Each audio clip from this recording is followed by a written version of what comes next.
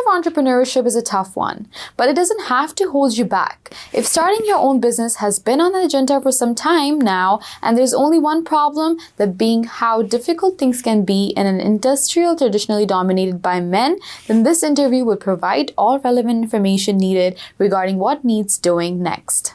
We chatted with Adrian Feketti. Adrian is one of the first women to venture into running fully licensed private investigations and security businesses in Canada. She is certainly the lady with the longest tenure in the role to date. She has led her agency to success repeatedly as a straight-talking, transparent, and compassionate leader committed to ensuring safety and uncovering compelling evidence that reflects the truth.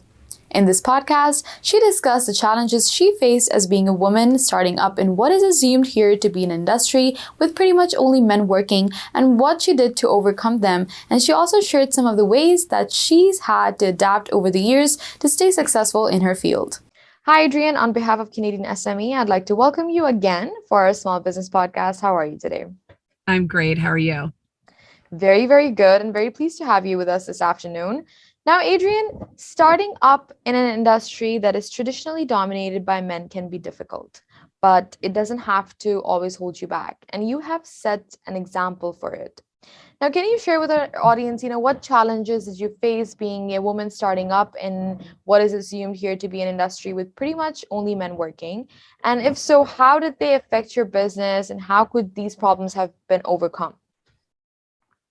Thank you for asking that question. I'm just wondering how many hours we have because it's been a long road for sure. I would say the biggest challenge for me was having a mentor that was willing to help in starting the business and being in the industry, and really having some kind of mentorship was tough. But it was really, I would say there was maybe one or two folks that really did come to the table and did share. And I think, anybody else that's, looking to get into an industry that is, very gender, let's just call it specific, I think if you look hard enough, you can find somebody that might be willing. It wasn't the first 45 people whose door I knocked on. So I would say just, stay focused, do your research. There's other ways to get answers and whatnot. And to get support. So that was really tough. And I know that as being a female and coming into this industry, it wasn't necessarily the norm, but I feel that I brought a different flavor to the industry versus some of our other amazing competitors that we have. The satisfaction of knowing you did a good job makes all the hard work worthwhile, and a rewarding experience always leaves us wanting more. Now, Adrian, what is the most rewarding thing about your work, and why do you think private investigators are necessary for today's society? So lots of rewarding, tidbits in my industry. And I would say the biggest thing for myself and for, our team is knowing that we're helping others, whether it's through finding safety, finding loved ones, just simply finding answers, mitigating their risks, corporately or professionally, and just knowing the fact that we're helping others is really for us I would say that the most rewarding thing in every single file that we do. And I apologize. Your second part was how I apologize. I think I lost the last part of your question.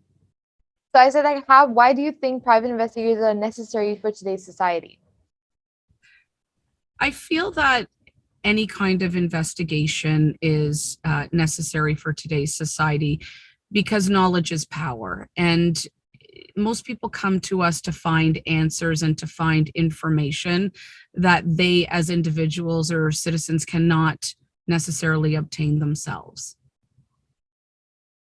Now, Adrian, it's no secret that being a private investigator, it is not easy. You have to be tough, you have to be smart, and you have to be determined in order for this job description to work well with your skill set, which may or may not include any of those things. Can you describe the most challenging thing about your work as a private investigator? And what are some of the ways that you've had to adapt over the years to stay successful in this field? What a loaded question. I would say that the most challenging times for us was probably, during the transition, as every business had to transition during the pandemic, and finding new technologies which you have to stay current on, different ways to communicate, and just somewhat not even reinventing yourself, but just adding to what you already had, was a little bit of a challenge. I would also say, finding the right team member for us is always key, and can be challenging. All of our investigators are former law enforcement officers, sergeants, detectives, executives, etc.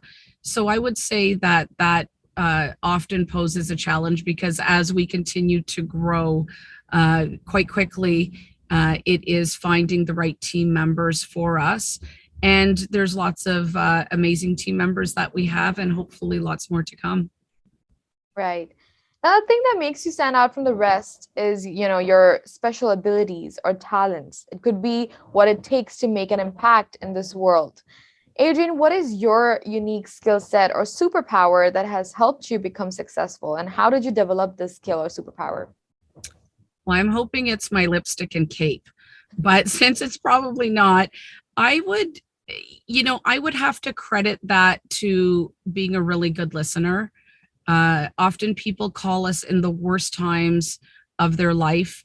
Personally, people would call us regarding infidelity, questionable behavior, um, missing youth, missing children, the death of a loved one, and whatnot. And then corporate wise, a lot of times people would call us because they suspect family members, partners, employees, or trades have gone in a different direction that's hurting their business.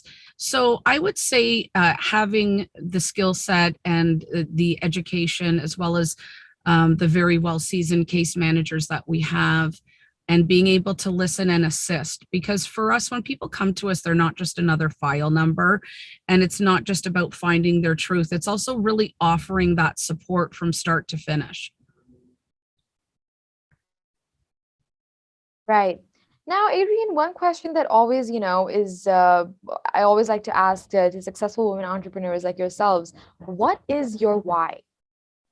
What is my why? My why is helping others. It's that simple for me. It's helping others heal in whatever situation that they come to us with. It's all about helping others and getting them to heal through this process. And, with so much going on, how do you stay motivated when investigating cases that can be so emotionally taxing? I'm going to go back and give it to my team. And that is that I have been able to assemble an absolute rock star team. They have so much skill set and experience and knowledge, and they teach me every day. They teach me, skills that I don't think I could ever find, sitting in a classroom or, being out on the field. And their experiences and their knowledge really does help us all through it, because when you're dealing with emotions of others, people never come to us because they're happy. They come to us because their lives or their worlds are falling apart or at risk of falling apart. So it is being able to have that human connection, and then at some point during the day, even if it's for 2 hours, 1 hour, or a 4 hour sleep, it's being able to detach, get some rest, refuel, re-energize, and come back and give them more.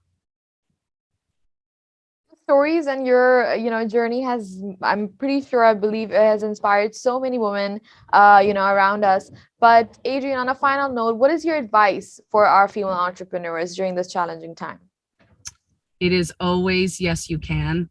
For every single, let's call it obstacle, that is given to us in our lives, it could be something very simple, or it could be very complex. my key focus is always 5% on the problem or the obstacle, 95% on solution. And for every obstacle, there's probably 300 solutions. You have to be able to put your focus on the positive, which is the solution. Ask people, find a mentor, find some, great ways to connect with other like-minded individuals and see what they're doing. Research. Right. Oh, that's a great tip there. But I personally get really happy to have you on the podcast, Adrian. Your insights and stories about what has worked for your business inspires us every single time we hear them. So thank you for joining us today. And we hope to speak to you in our next series. Absolutely. Thank you so much for having me. Hearing Adrian talk about her journey as an entrepreneur and the ups and downs that come with it is truly inspiring. Her insights into what has worked for this particular businesswoman will make you think differently than ever before.